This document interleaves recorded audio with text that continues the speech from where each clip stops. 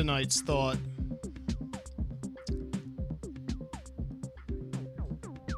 People keep telling me I'm going through a midlife crisis, but how could they know this? Do they have some kind of information that I don't? I mean, nobody knows when they're going to die, so how does anybody know when their half-life is? Nobody knows when they're going to die. I guess you could, die by suicide, but that's cheating. Not even people on death row know when they're going to die. They know they're going to die someday, just like the rest of us. They could sit there for years in a jail cell. And eventually, the word comes down, hey, all of your appeals have been exhausted. You're going to die 6 months from today. So the 6 months comes. The big day, they eat their final meal. They go down that green mile to the chamber. And they sit in that chair, and then all of a sudden, right as the switch is about to be flipped, some kid comes in and says that the governor gave them a stay. At least until the further evidence is considered, thanks to the Innocence Project, right? I mean, they don't know when they're going to die. There's always that possibility that they will be saved at the last second, right? So yeah, my point is that how can you have a midlife crisis when you have no idea when your life's going to be over? I may be taking this too literally, but I mean, James Dean, he died at 24. Are you telling me that he had his midlife crisis at 12? Just like we all have supposed midlife crisis while, like, people tell us. James Dean, he started going out and buying, like, fancy sports cars that he couldn't afford when he was a kid. At 12 years old? No, I don't think so.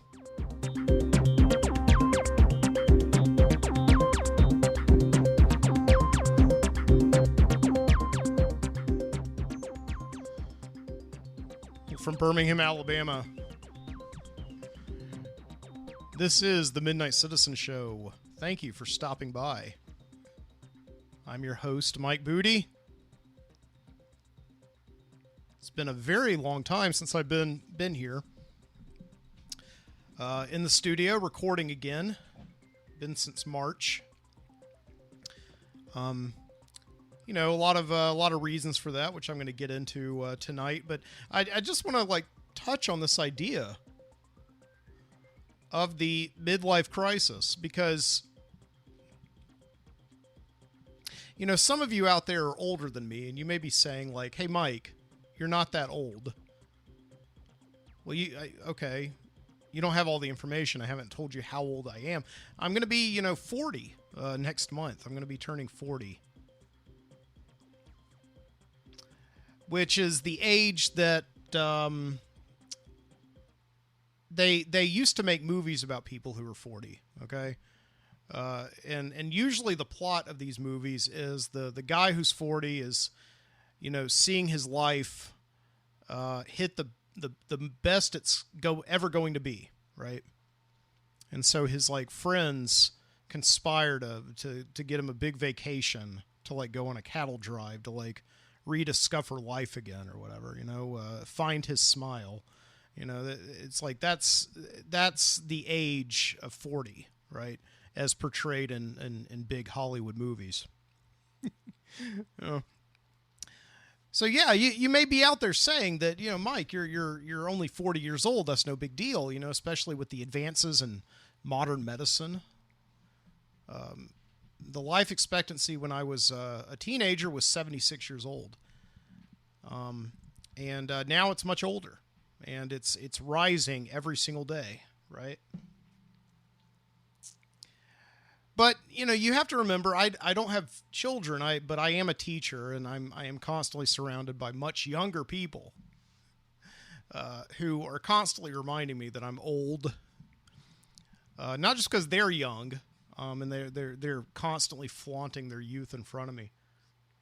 but because they don't have a filter, and they will come right out and say that I'm old. You know, Mr. B, you're old. You know, it's like, do you realize that I could have a son right now, and you could be like a grandfather if I were your child? You know, okay, fine, thank you for that. You know, yeah, it really is this thing that younger people are constantly reminding older people that, you know, they're that they're old and that they're going through a midlife crisis. You know, but I don't know, like, what is the midlife crisis? What is this thing that we often term this thing where we're supposed to be dead someday, and so at some point in our lives we stop living like there's no tomorrow and start embracing the idea that we have to prepare for tomorrow, okay, for the eventuality that we are going to die. And before we do that, right before we do that, we have what's called a midlife crisis, okay, usually brought on by age, okay? And 40 is generally that idea of, you know, where you're supposed to sort of be middle age. You cease being young, right? And you start being, I don't know, not yet over the hill, but somewhere in the middle there, between 40 and 50, right? Okay. You know, you start thinking what it's like all about. You know, you go through this like crisis of conscience, of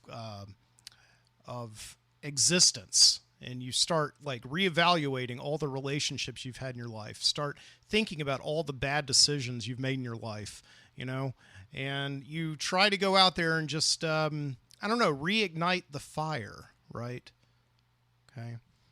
And you do this by thinking about all the things that you've done in your life, you know. What is it all about? I mean, I don't know if I'm having a midlife crisis because of that, because I've been spending my whole life thinking about what it's all about.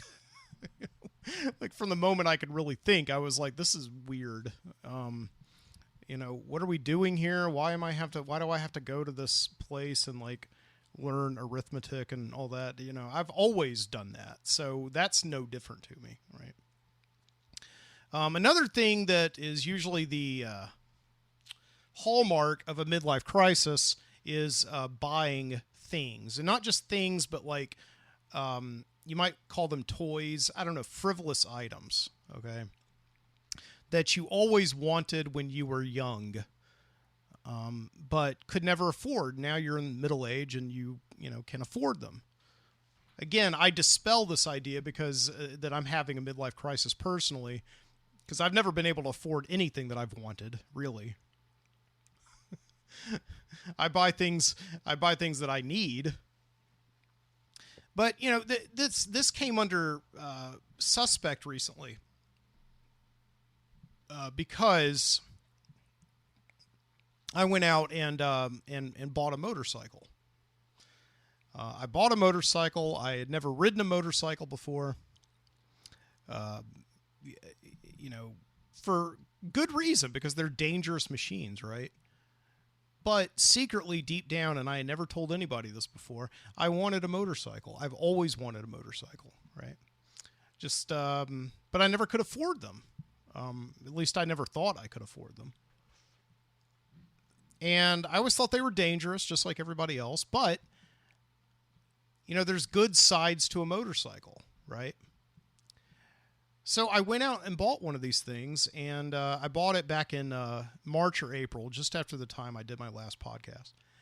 And I started riding it to my job, which is I'm a teacher, so I rode it to school.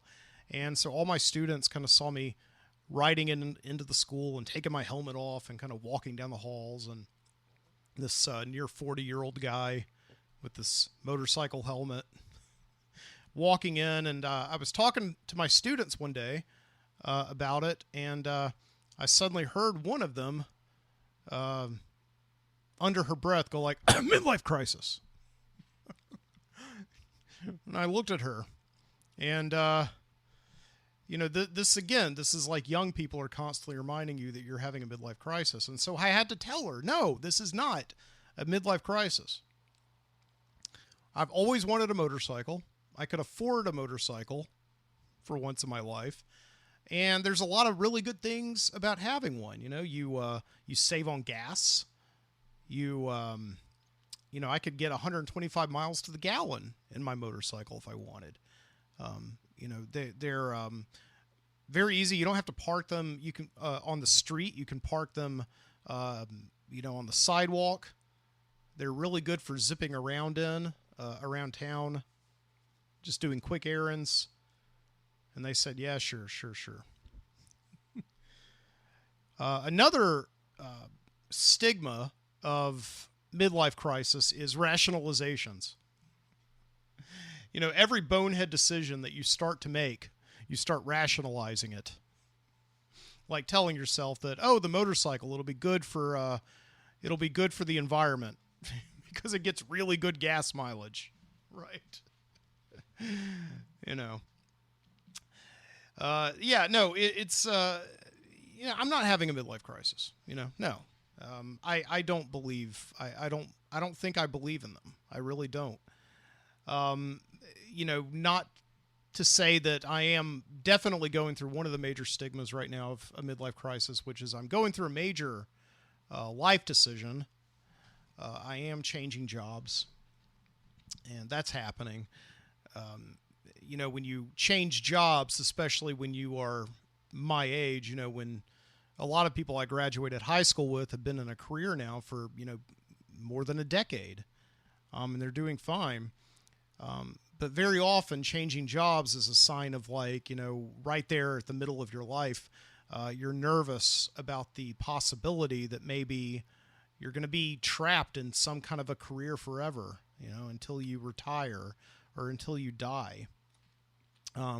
And that's certainly something that I am afraid of, right? So I do have this tendency to change jobs quite frequently in my life.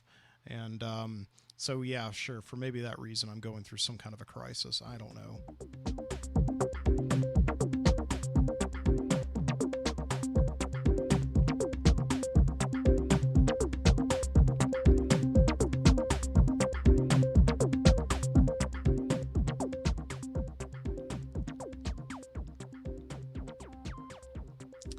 But I think that life is always about moving forward.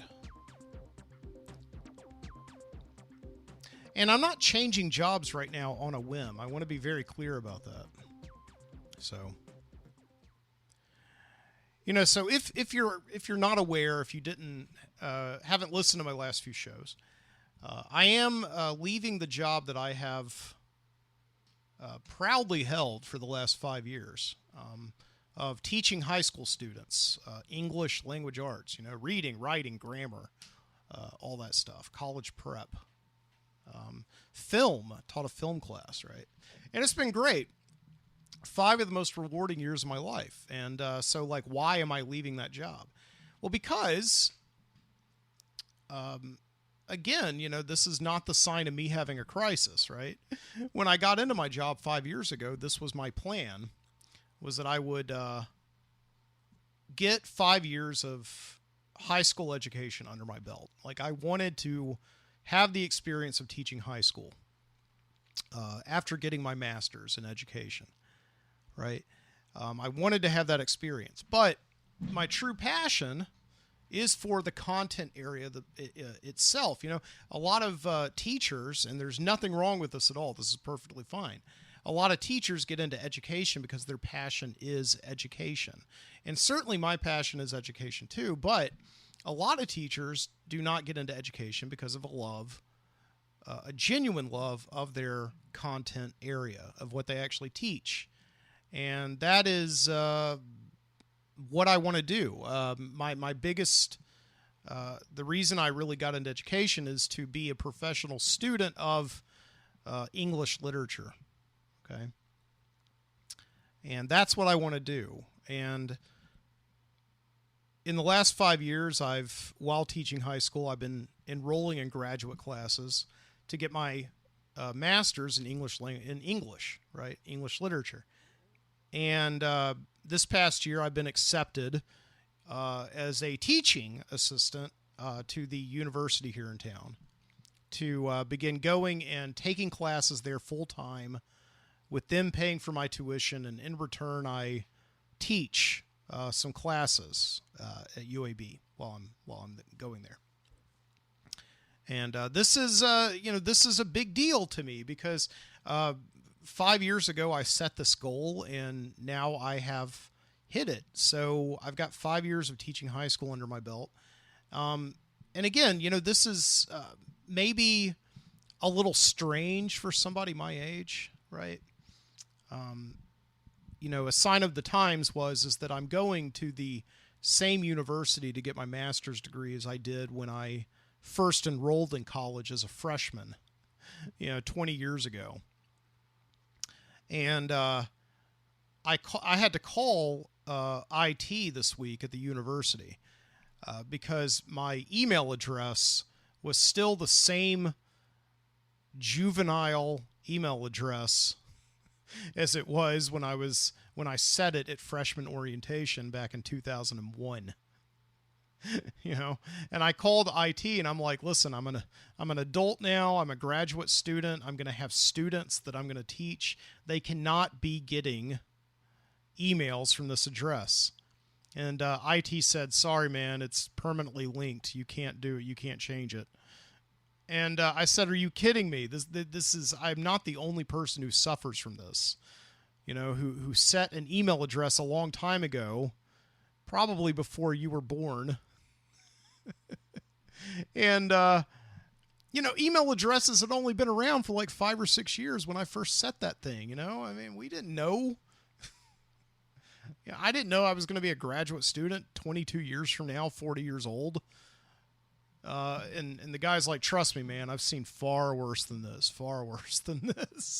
So, but yeah, that just, right there was a sign of the times of just, how strange it is that I'm 40 years old and I'm going back to graduate school, and most of the people that I'm going to be there with are probably going to be much younger than I am. But the point is that I am a person that believes strongly in the idea that you should never settle down for a career. I think you should constantly be sort of like going and learning new things at different jobs all throughout your life. Okay. Now, I mean, I will say that eventually someday I will probably land in a career where I'm very comfortable and happy, right? But everything that I've been doing for the last 10 years has been building up to what I'm doing now. And this, in turn, going to graduate school, is building up to what I'm going to do next, which is hopefully teaching college and possibly getting a PhD. I don't know. I mean, I could be one of those people that's in college all their lives, and I think that's okay. Maybe or maybe not. I don't know. We'll see.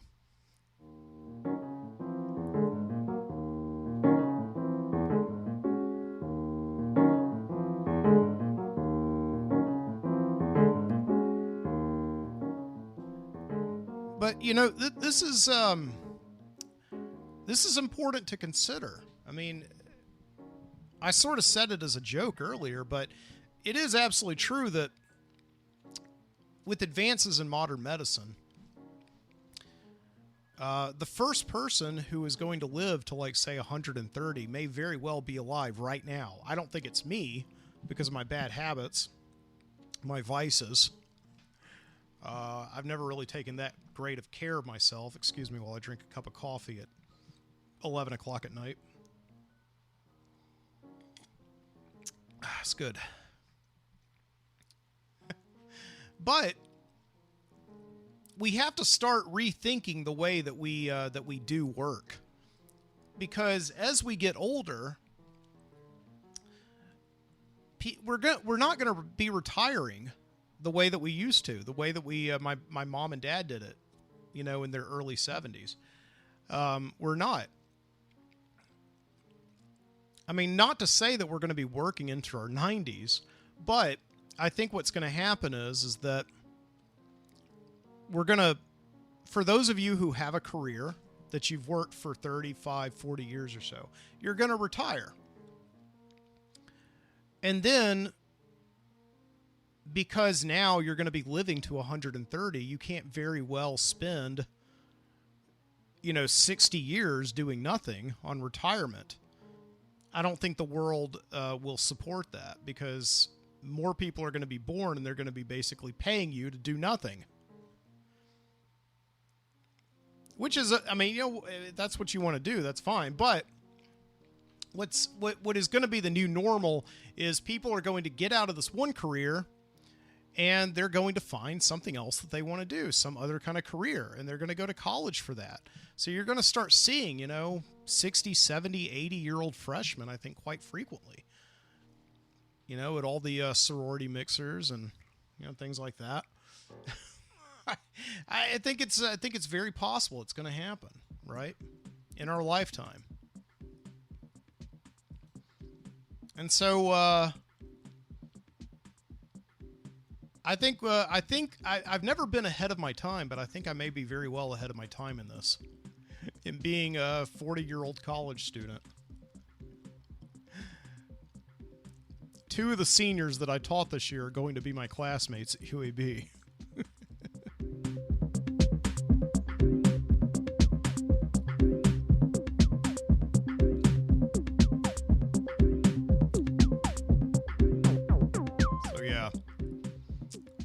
In that regard, I do not think that I am, I don't think I'm having a midlife crisis. If anything else, I'm having a quarter life crisis.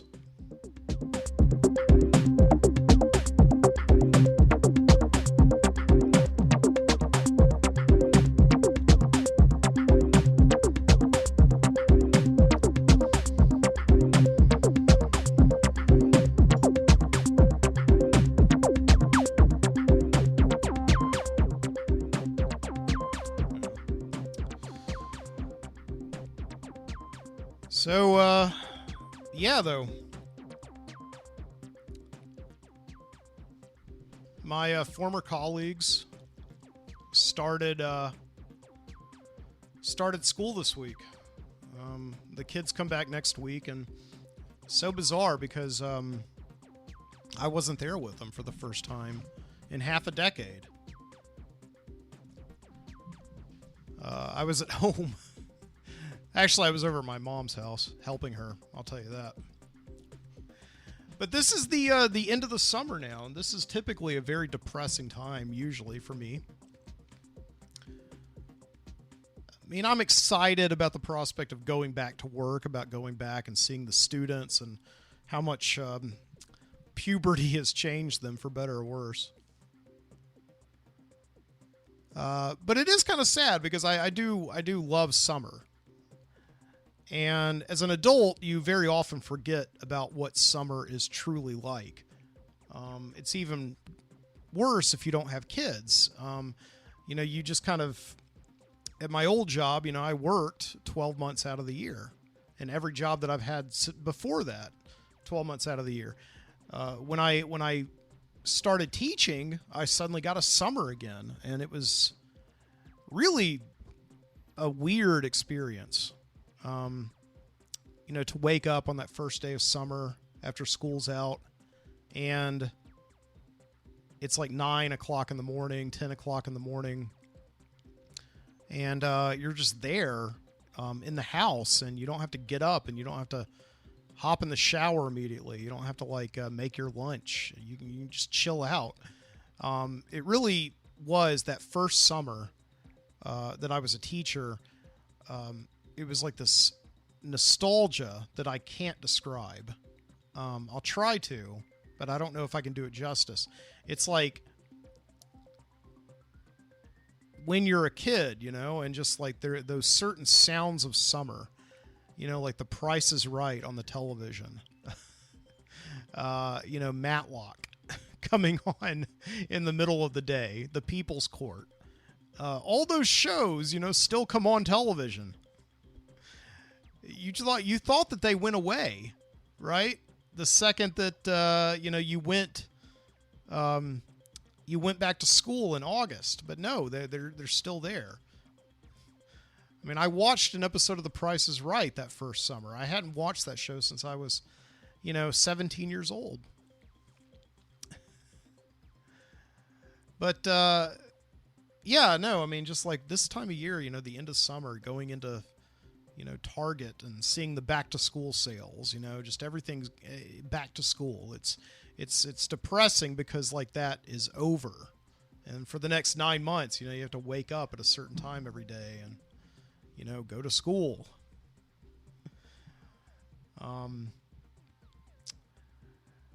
Yeah, I mean, it's weird because I don't start going back to school for another, 3 weeks. So I'm just, off. But this is, I mean, I would normally be a little sad this time of year, probably stop doing podcast and probably start just like spending all of my day doing lesson plans. But, I'm not doing that. And I have to admit, I don't really have that feeling that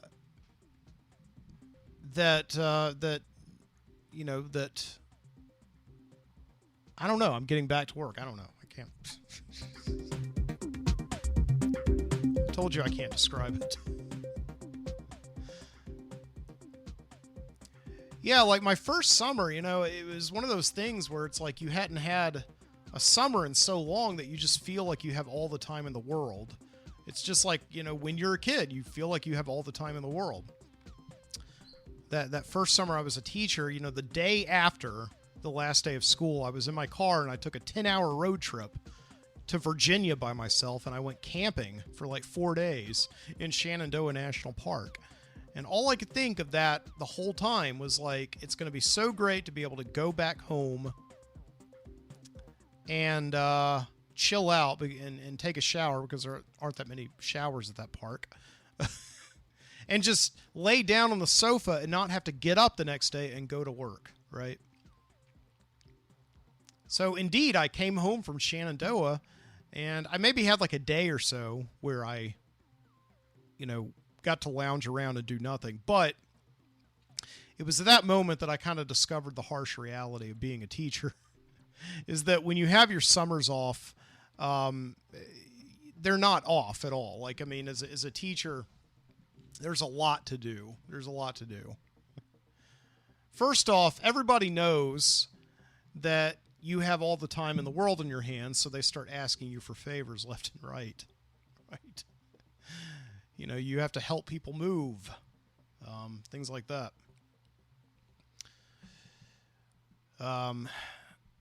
You supplement your income. Teachers don't make that much, so you try to find other ways to make money.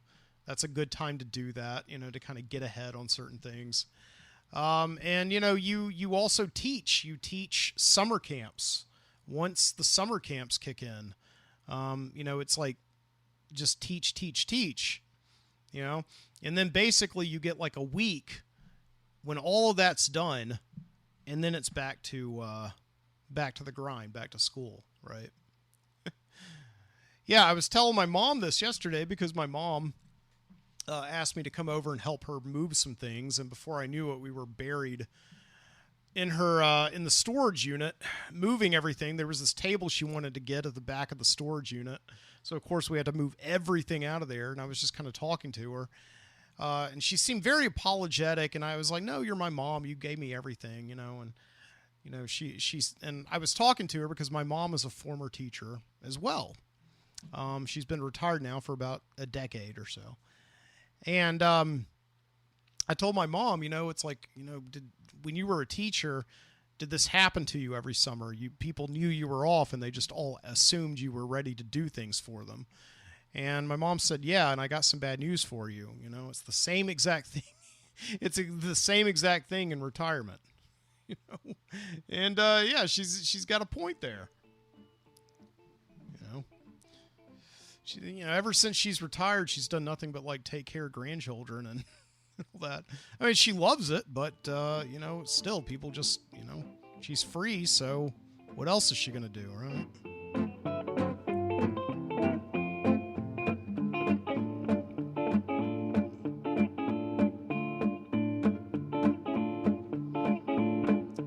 Of course, I'm not really worried about that too much because my generation's not expected to retire. Right. It's too bad out there. We're just going to keep working and working. I don't know. Yeah, but this has been a nonstop summer. It started with, I got COVID, which was no fun. I survived somehow 2 years of working with teenagers every single day and being around all these other people. I didn't get COVID. And the very first day of the summer, I'm serious, like less than 12 hours after the final bell rang, I got tested for COVID, and I got it. So I spent the first week of the summer in bed, recuperating. And then I went straight into teaching summer camps for 3 weeks, teaching one in the morning and one in the afternoon, And then I went on vacation, which I know, oh, woe is me, poor, pitiful me that I went on vacation. But it was still, a lot of work. We went to Hot Springs, Arkansas. And then I came back and I helped a friend of mine, my old, who was the head of my old sketch comedy group, Happy Nowhere. We put on a show, a reunion show. It was the first time we were all on stage together in 20 years. My God. Yeah, 20 years. And we put on a show, and just like in 2 weeks or so of rehearsals, put on a show. And that was a lot of fun, but it took a lot of time, and there was very little relaxing there, And so then, finally, after that, here I am now at the end of summer.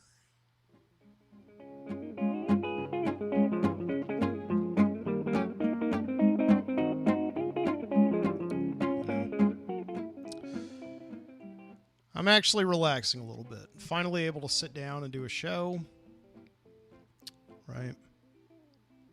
I mean, I will not lie at all. It's nice to not have to go right back to school, back to teaching especially. Again, my mom was very apologetic yesterday. She's like, "I'm so sorry I'm taking away from your downtime. I know you're about to be very busy in a few weeks with school." And I said, "Mom, it's okay. If I was still teaching, I'd be in professional development right now doing active shooter drills. It's okay."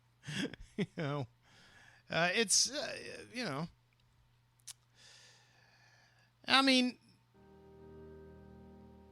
I will miss teaching. I mean, obviously it has like a lot of downsides to it, and there's a lot of stuff that,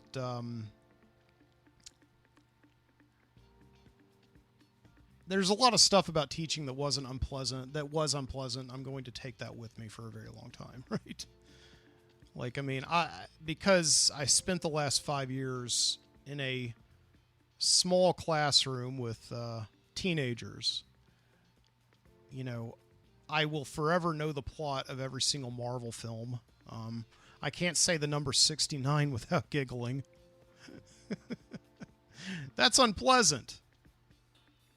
I'm going to have to deprogram myself. But that being said, I will very, very much miss teaching high school students. It was a great 5 years. But I'm looking forward to something.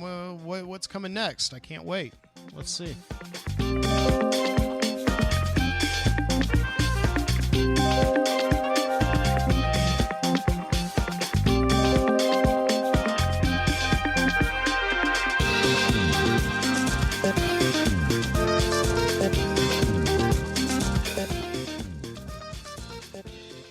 All right, so we're gonna, we'll take a break for a minute. Listen to some music for the Free Music Archive. And I will be back. This is Mike Booty, the host of the Midnight Citizen Show.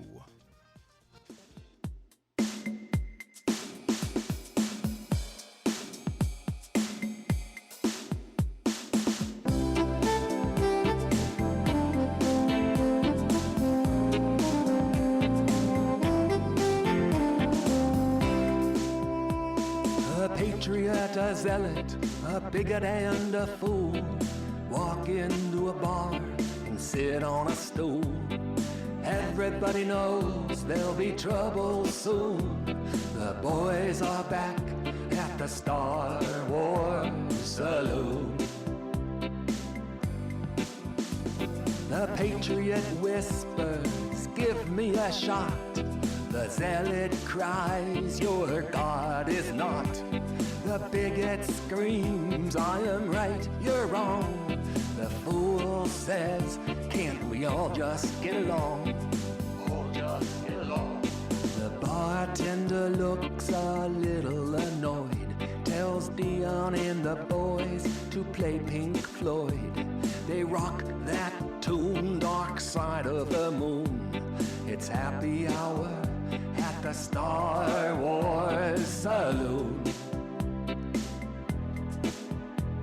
The Patriot sings his national anthem. We are us, and they are them. The zealot quotes from his holy book. They are bad, and we are good. The bigot recites his manifesto. We are better than other people.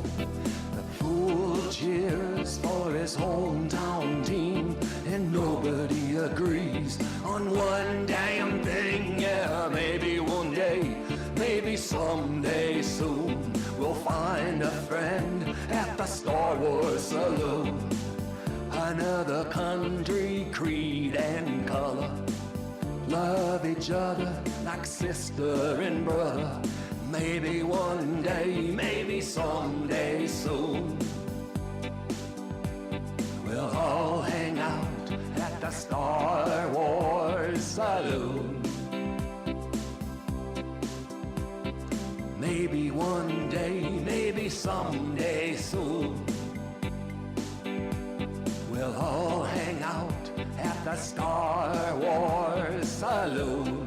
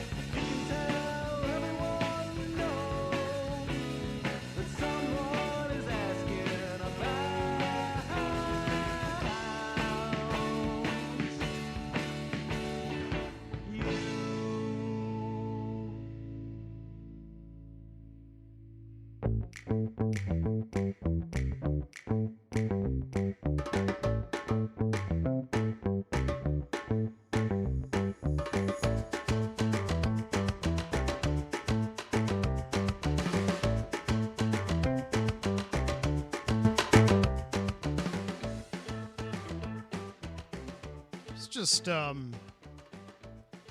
saw, you may have seen this, but, Alex Jones, right, that conspiracy theorist, just been ordered to pay $4 million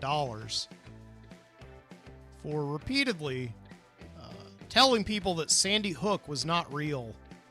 You know, that school shooting from like 12 years ago.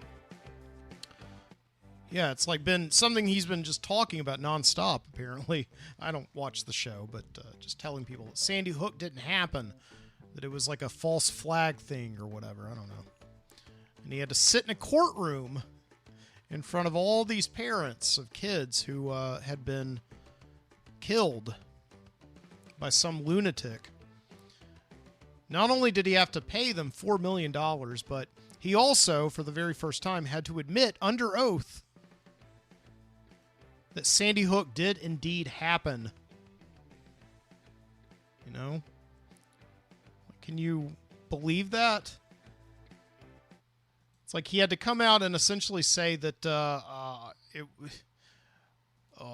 Judge, it was entertainment. Sandy Hook really did happen. Wink. That madman really did walk into a gun and into that school with a gun and shoot them. Wink. Mr. Jones, why do you keep winking? Oh, I got some pulp in my eye. Pulp. You know. I had a grapefruit this morning. Pulp shot into my eye. Right? But anyway, Sandy Hook really did happen. Wink, wink.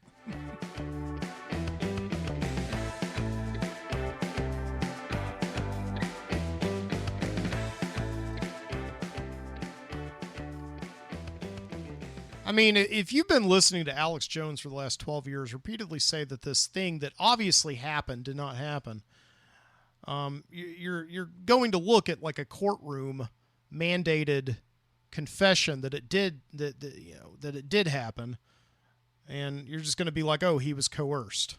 Right? So I don't think that really did anything, but I am glad that the family's got $4 million. Still sad it's not going to bring their kids back, but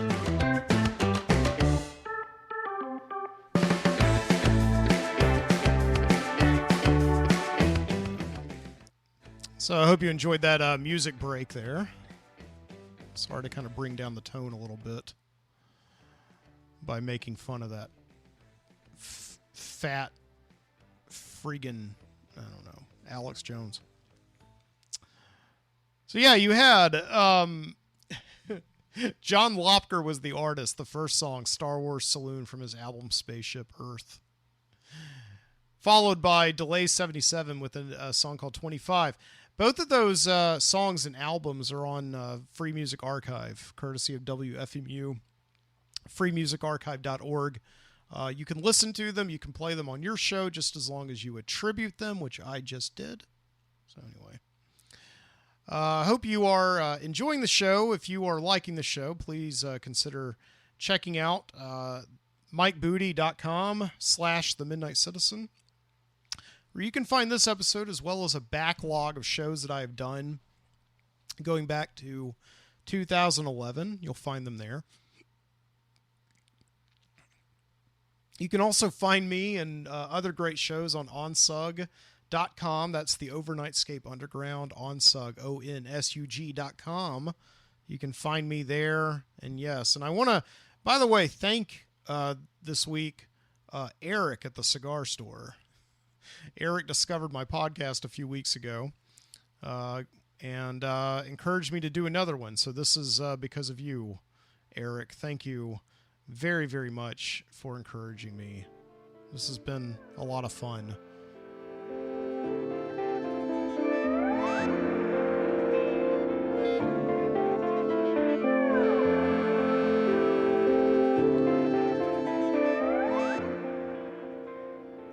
And it continues to be fun. Let's see what else we got. Yeah, this process of changing jobs has been, it's been pretty smooth. You know, there wasn't like an assault on the Capitol or something like that, like that other famous changing of jobs we had last year. It's been pretty easy. The difficult thing about this particular instance of me changing jobs is the fact that I'm going from having a job with a salary and benefits to having a job with a stipend and no benefits. I get a stipend as a graduate student every month. Nowhere close to the salary I was making at my old school, which being a teacher, that's saying a lot. But you're not expected to make that much, and I understand that. But I will say the benefits, though. I think people undervalue benefits quite a lot at their jobs. Bennies, as they're called in slang circles, right? You get a salary, like a certain set amount of money that you make every year, and then you get nice benefits. And that is the one good thing about being a teacher, is that teachers actually typically get pretty good benefits. If they work for a public high school or a public school at all, they get incredible health insurance through the state. Private schools are a little bit different, but I had exceptional health insurance for me and my wife the last few years. And this is one of the things that really gave me pause. Not necessarily the letting go of the salary, but letting go of the benefits is something that almost made me make the decision to stay in my job and, hold off graduate school for maybe another year or two. I am glad I didn't do that. I am sad that there are so many people out there who stay in jobs that they're not necessarily satisfied with, or holding them back from doing other things because they don't want to give up the benefits. That makes me sad, right? Because certain benefits, like health insurance, are just a simple right that we should be guaranteed for, living in a developed country like the United States. And I'm not going to go on a rant about this because, I'm not Dennis Miller, and this has been talked about to death over the last few years, right? But I will say, Barack Obama, the president of the United States before Donald Trump, one of his big, I don't know, depending on where you are on the issue, achievements or disappointments, was passing the Affordable Health Care Act, which guaranteed that every American could have affordable health insurance.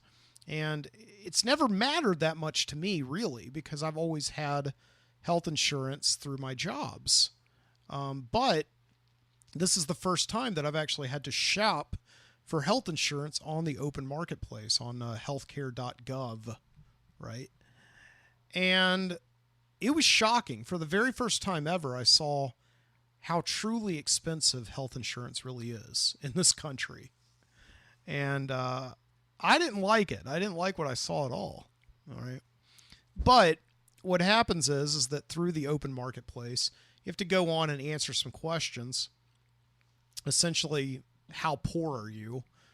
And they'll hook you up with a government tax credit. Now, there may be some people who are listening to this, right, that are, hearing me compliment it for giving me a very high tax credit, okay?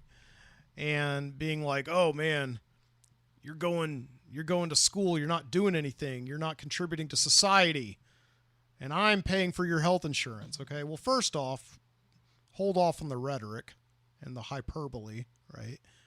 Because the thing about it is, I have spent the last 20 years in the workforce paying for health insurance, okay? And I'm paying for it now. And the money that I'm paying in taxes every year will support people getting health insurance, right? So as it stands, I'm actually I've never been on one side or the other of the issue before because it's never really directly affected me. Now, I have opinions about a lot of issues that do not really affect me, but health insurance is one of those things that I guess I kind of have always taken for granted until this past week when I was forced to buy health insurance for me and my wife. And because we got a very good tax credit, I'm basically going to be paying the same exact amount for health insurance as I was when I had a job. And so I kind of made a leap of faith and took this new position without even thinking about how much the health insurance was going to cost, because I knew that if I saw how much it was going to cost, it was going to basically force my hand and force me to keep the job that I currently had. Okay. So I've been procrastinating all summer long on buying health insurance because I've been terrified of the cost. But it turned out to not be that bad, really. I mean, you go on and answer a few questions, how poor are you? And they give you a tax credit and they automatically apply that to the cost. And the cost for us is surprisingly not that bad. And so I would say if you're out there and you're thinking of leaving your job and you're not quite sure about the benefits of what happens when you're going to lose those, right? Do yourself a favor and just look. It may not be as bad as you think, right?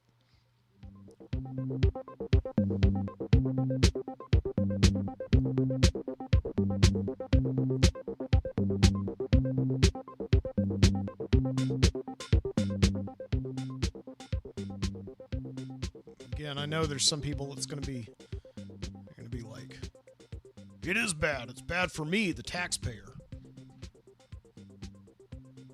Here's my retirement savings. Just go and get all the health insurance you want. Get all the degrees you want.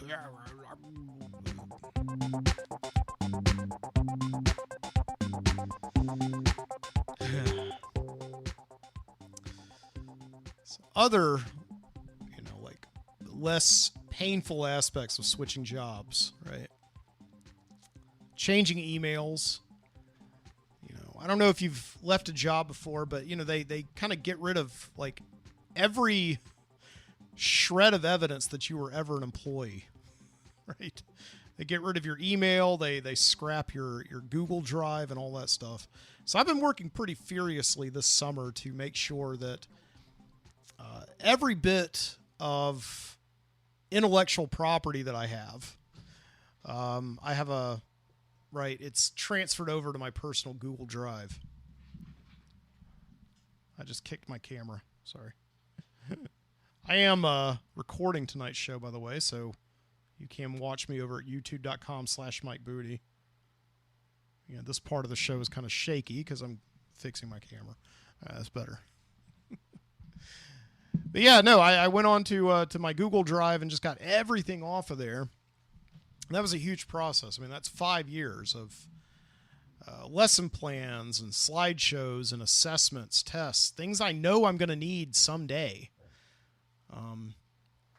Just going on there and just being terrified that I'm not going to get something. So I just brought it all with me, right? And just any moment now, I'm expecting them to just like wipe my account. They haven't done it yet. And I emailed them the other day. I said, can you please give me some notice? And they said, we'll try. This sounds like I left my job on a bad note. I didn't. I'm still very good. on very good terms with them. But, my mom said that the day after she retired, her school just immediately wiped everything from their system. So she no longer had an email, no files, anything. She had to basically take them all with her. Yeah, but I was going through a lot of my Google Drive and found a lot of stuff that I completely forgotten about, as you often do when you go through your digital archives. One thing that I found a whole list of recordings that I had done at the very beginning of COVID in March of 2020. And when I was first teaching from home, that was wild, just to kind of look back at that. And, you always have these moments, right before you do something big, where you're full of excitement and longing. You have no idea what the future is going to hold. This is usually what happens when you change jobs. You get a new job, and early in life, it's basically like the first day of school, right? I can't wait for the first day of school. Who's going to be in my classes? I can't wait to use all my supplies and things like that. Get my locker. Who's going to be my locker mate, or who's going to be next to me, right? All these factors, all these unknown variables. It's like that when you start a job. I was looking at this, at these early videos that I had where I was teaching my students right here in this room right now where I'm doing this show, in my home office. And we were all so positive back then and so having so much fun. Oh, COVID's going to blow over. Isn't this great that we get to work from home, right? Are you wearing pants, right? Yeah, it just was, it was like this weird thing where, you just get to see yourself and you kind of cringe. I cringed just looking at some of these old videos because it's just so bright-eyed and bushy-tailed about the future, right? Just so excited about what it's going to bring, and then now you're looking back at the past and you're like, oh my gosh, I was so naive about that, What was supposed to be like a week and a half of working from home turned out to be like 6 months, much longer for a lot of you. And then when we got to go back to school, it was just nothing but wearing masks and just, oh my God, I hate COVID, right? And it's kind of like that with my job too. It's like I look back on the last 5 years of my job and think back to when I was, the day before I started, right? Where I was just so excited. I was like at school until like midnight the night before the first day of school. And just in there, like making sure all the desks were just everything was so clean, right? I wrote a big message to my students, welcome students, right? All the wood was dusted. It was just such a perfect moment that I just wanted to capture, right? And just capture in my memory. I was so bright-eyed and bushy-tailed, right, about the future. And now I'm looking back at the past, and yeah, there were a lot of great moments, and a lot of great moments that warranted that excitement that I had. But there was a lot of stuff that, like I did personally wrong as a teacher. Times I may have lost my temper. Times I may have just like regretted the way that I taught something or whatever. But, I don't know. That's the thing. It's like every single time I start something, and we all start something, right? We have to have like some cautious optimism, okay? It's totally okay to be excited about the future, but just know that you're going to mess up. It's going to happen. There's nothing you can do about it. But don't let that rain on your party, I don't know. Maybe that's one of the things that keeps me reinventing my life every 10 years, Changing jobs, just never settling down, is because I just love that excitement of not knowing, of being cautiously optimistic, of, just what's in store for me, new people I work with, a new desk that I sit at, just all, I love that feeling of newness. And, I don't know. It's just wondering right now if like going into this job, I know one kind of cool thing about going into graduate school is that I know that this is not going to be a job I'm going to be in forever. I'm not going to be in graduate school forever. This is something that is supposed to lead to something else. And if I gave you the wrong impression earlier, I apologize. The wrong impression that, I never want to be tied down to any job. That's not necessarily true. I want to get into a job knowing that it's going to lead to something else, right? And I want to make those goals clear to employers. If an employer ever asks me in an interview, where do you see yourself in 10 years? I have to answer honestly. I'm going to answer them like if I legitimately see myself working for that company, I'm going to tell them. But normally I would not tell them that. But I've never been asked that question before. Where do you see yourself in 10 years? I don't know. I kind of lied and told all my seniors this year in career prep that that's a question they're always going to get asked. But I've never been asked it personally.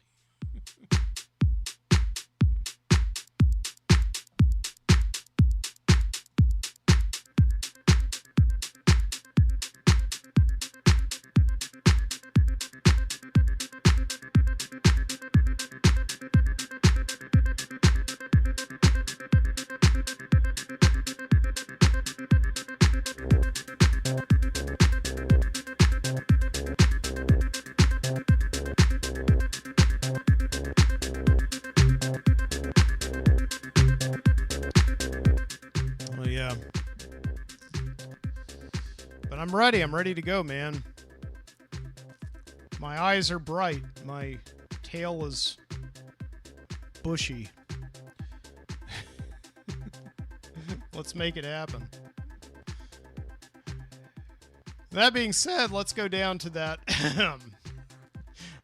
wonderful place down on the corner, the Video Street Video Store, to check out their latest stock. I'll be back here in a minute. Enjoy it.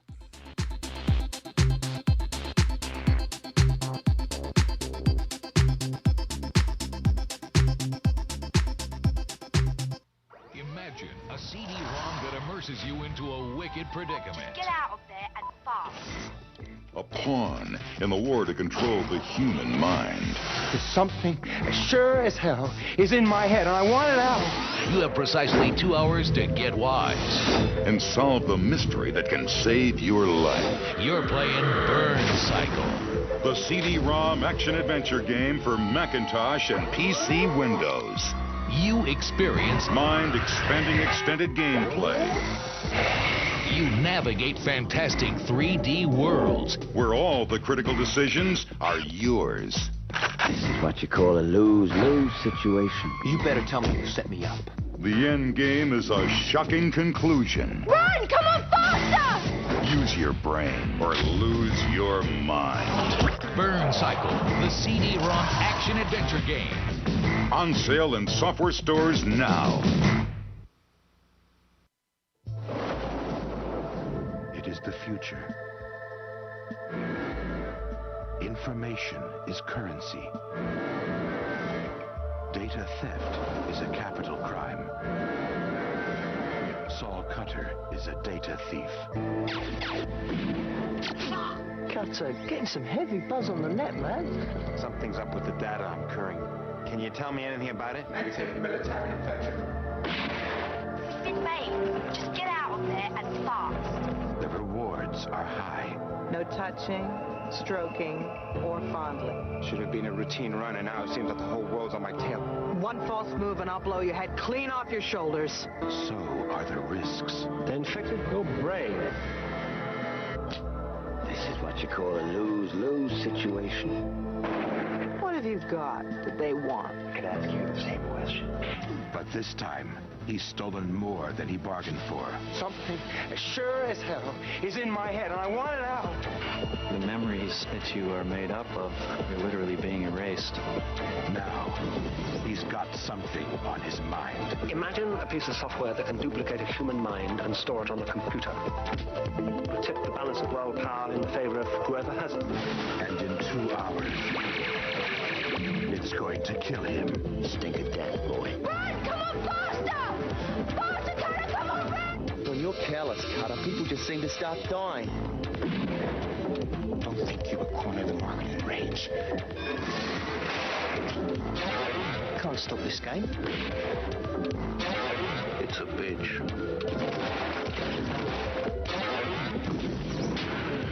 From Philips Media comes the ultimate interactive movie game. Burn Cycle. Once it's in your head, it can't be stopped.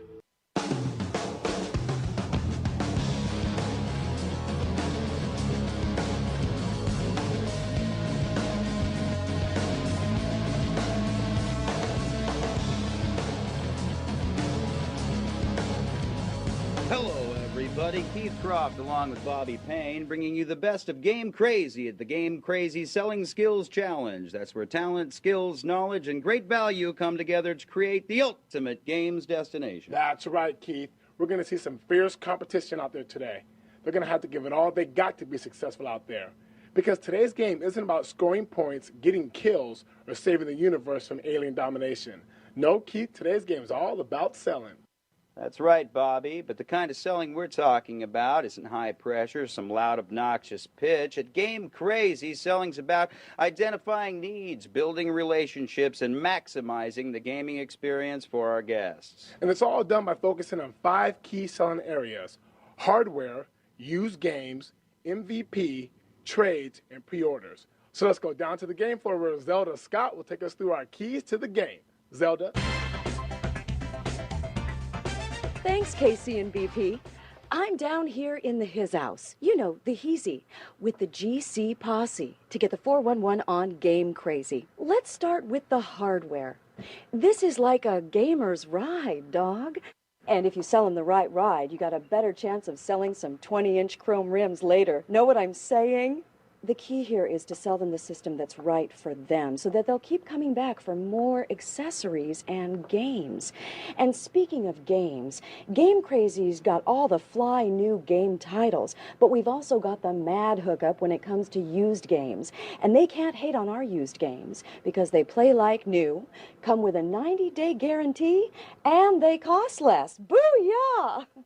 Now, for the real hardcore players, the ones that are crazy tight with the GC, we've got the MVP card.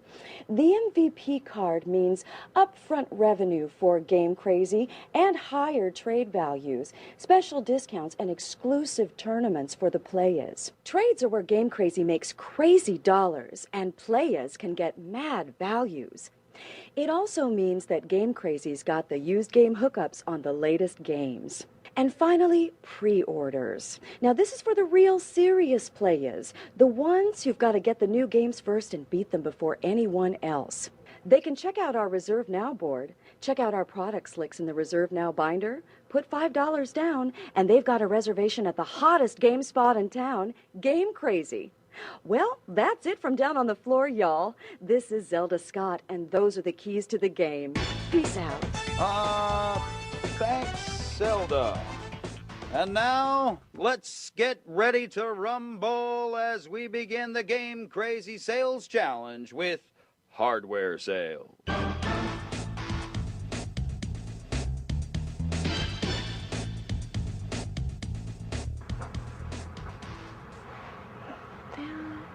Hi, welcome to Game Crazy. Hi. Hi, what system are you interested in today?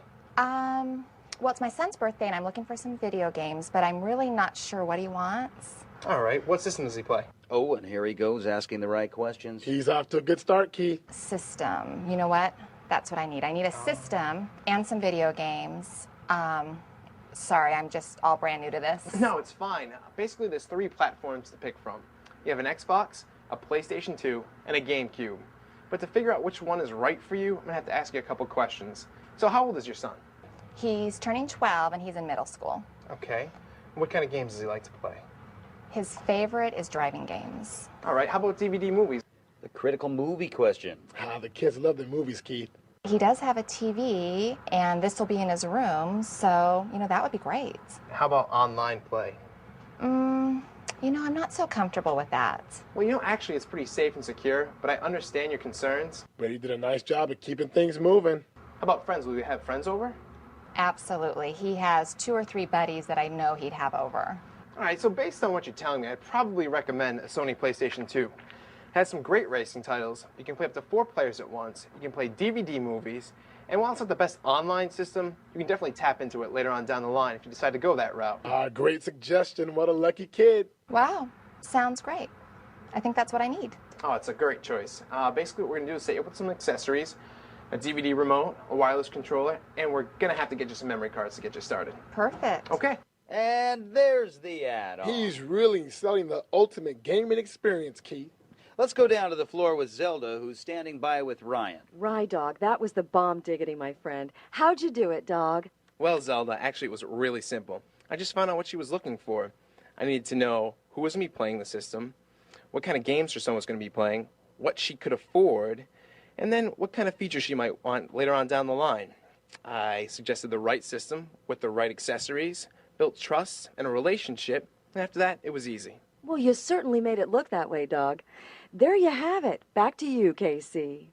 Oh, thank you, Zelda. And now, on to our next challenge. When high margins and great values come together, it's used games.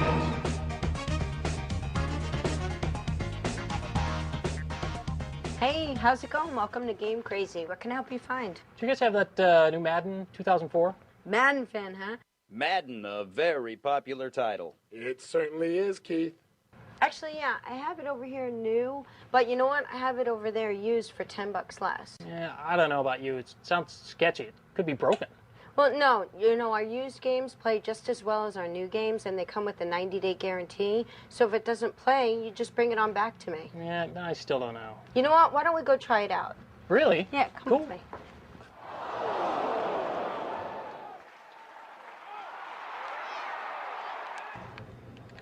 So, what'd you think? Looks good. I'm hooked on this used thing. Sold! The demo always clinches it. Great. Well, if you like that, I've also got ESPN football used and NCAA Bring them football. on. Zelda, what's her secret? Hey, girlfriend, what's the dilly, yo? Well, Zelda, used games are just a great value. When I told him about his savings and the 90-day guarantee, it just really got his interest. The demo was just to reassure him he was getting a quality product. That was the clincher. Well, big ups to you, girl. That was off the heezy fosheezy. K-Money? Thank you, Zelda. And now let's get back to the fundamentals with trades.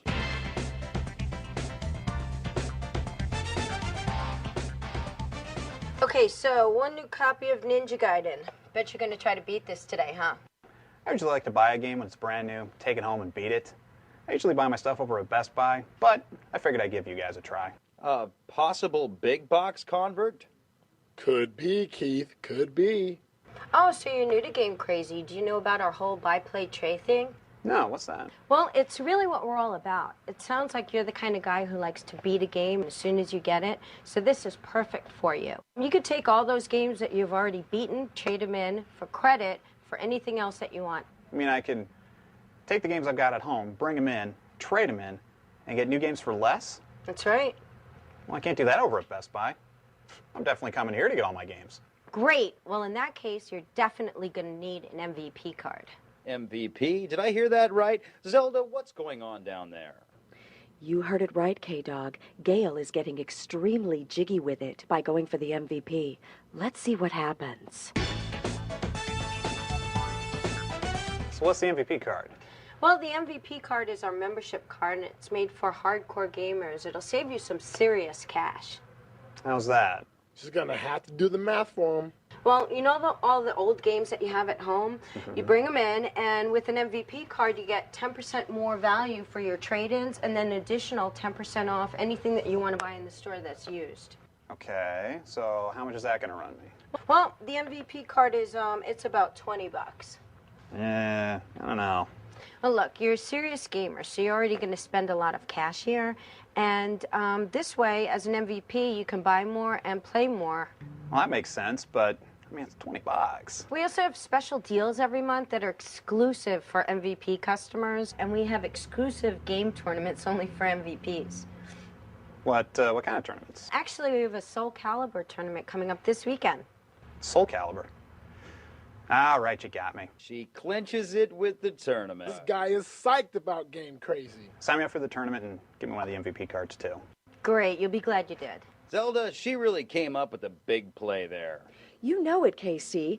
Give it up, G-Unit. You showed some mad skills there. First with the trades and then the MVP. You go, girl. How'd you do it? Well, Zelda, trades are a real eye-opener, especially for our new guests. I never miss the opportunity to tell our new guests about the trading. Once they realize how much farther their gaming dollars go, they never go back to the big bucks. And that MVP, that was crunk. Well, the MVP card, I mean, once the guy realized how quickly it would pay for itself, it was a no-brainer. The guy's a hardcore gamer, so, I mean, it just made sense for him. And the tournament, that put him over the top. True dat, girl. Home slices? Truly spectacular, Zelda. Now let's see if Ryan can sell a value that can't be seen as we move on to the pre-order.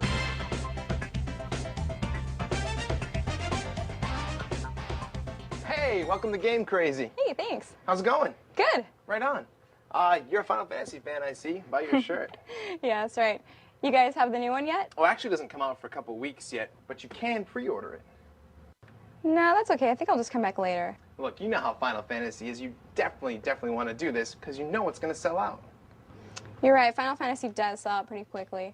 I think I'll do that. All right, it's just $5 down, and we guarantee you one the day it comes out. Oh, I have to put money down? Yeah, but it's only $5. Actually, you're Tara, right? Yeah, that's right. Aren't you an MVP member? Yeah. Oh, all right. What's your phone number? It's 555-4655. You know, you actually have $17 in trading credit here. All we can do is take $5, roll it right onto Final Fantasy. That way you'll have it in your hands the day that it comes out. The trade credit. I didn't see that coming. A great call. That sealed the deal. Where did he come up with that? Great, let's do that. All right, and since you like Final Fantasy, we actually just got a copy of Kingdom Hearts traded in. You'll definitely be into this game if you like Final Fantasy. This looks pretty cool. I'll use this for the rest of my credit. All right. Rydog, that trade credit move was the bomb. Zelda, actually, it was really no big deal. I knew that she wanted that game in her hands the day that it came out. By pre-ordering, we actually guaranteed that. That trade credit move was just a little nudge she needed to commit. Well, you heard it here, fellas. Ryan is slinging the bling-bling to get that paper. That's all from here, Casey. This has been Zelda Scott, representing for Game Crazy. Keep it real, Casey.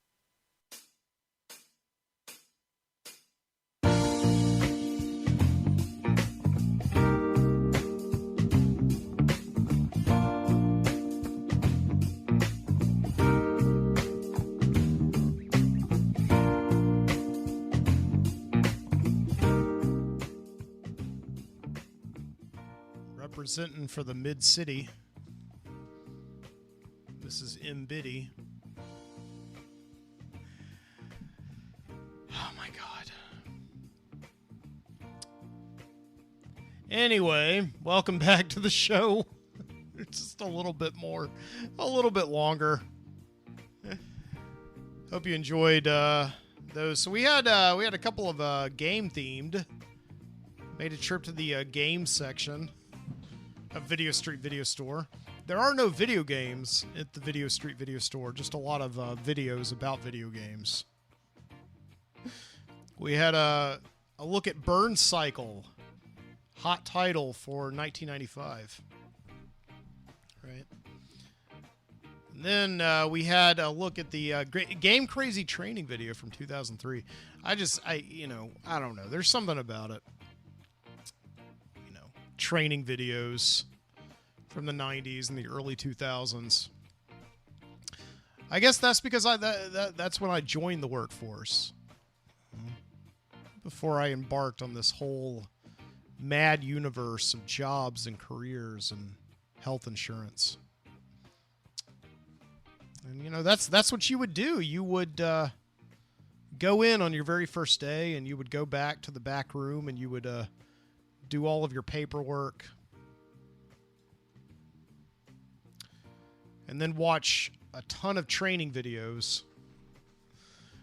about what to do and what not to do, how to push things, what certain promotions were going on, how to talk to and interrogate customers.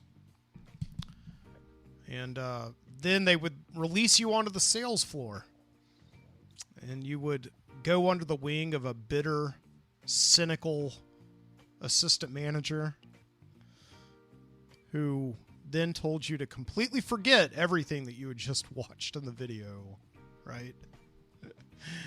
That's the way it went.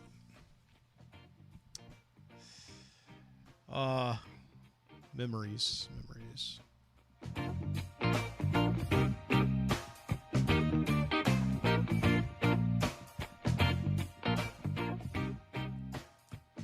I do find it interesting. There is this trend going on right now in advertisements for digital spaces that will sort of envision what it's like to be a customer in a marketplace selling a digital item.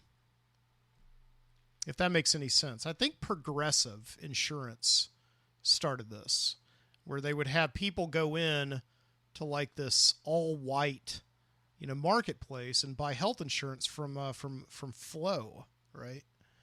That's how the whole Flo campaign got started, because people buy health insurance online now, and they can't really understand the idea of like going in and like finding,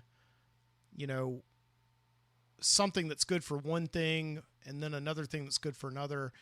But, when you see a much bigger box, it's all bundled together. So it makes sense that you're getting more for less, if that makes any sense.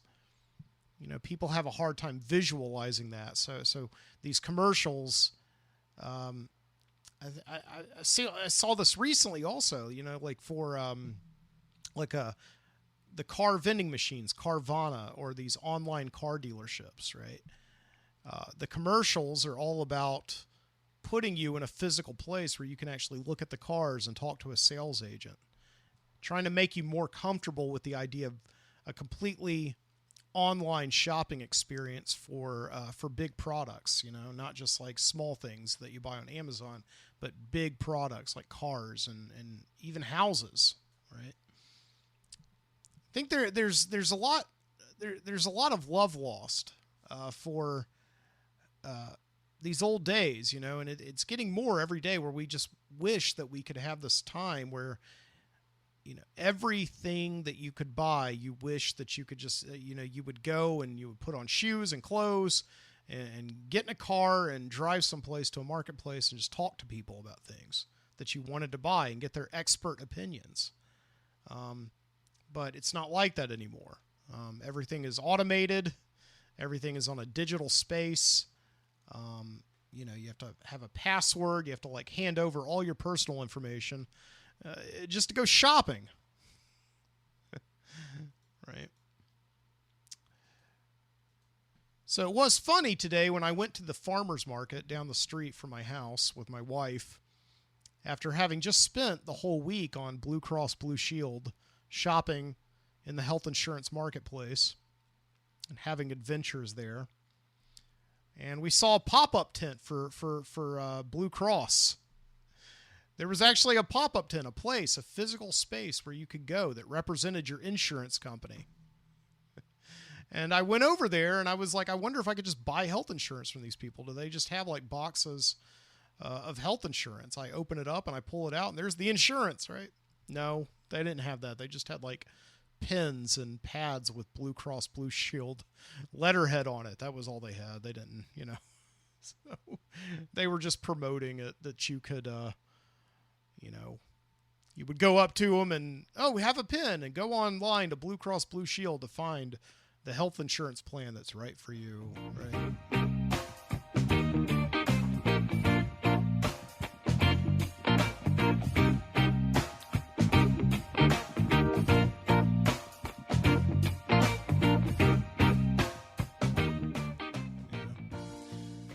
So anyway, thank you so much for stopping by tonight on the Midnight Citizen Show. I have been your host, Mike Booty, and this is the beginning of a new series of shows that I'll do. I kind of stopped doing them every single week, but you know, I'll do several in a row, and then I'll take some time off and all that. So I'll continue to do shows over the next few weeks, and I really hope you join me for all of them. Once again, check me out at mikebooty.com/The Midnight Citizen. You can also see this show live. If you're listening to it, you can see me do the show live and, you know, struggle with producing and hosting at the same time. If you're curious about that kind of thing, at youtube.com/MikeBooty. You can actually watch the videos at the Video Street Video Store rather than just listening to them. Or if you're curious about that, you can check out the show notes at mikebooty.com/The Midnight Citizen, or the Overnightscape Underground on SUG, ONSUG.com. And you can go there and see everything I talked about, links to the music that I played, the videos that I played. You can see all that there. Okay. Yeah, be a good time. Thank you once again. Keep your eyes open.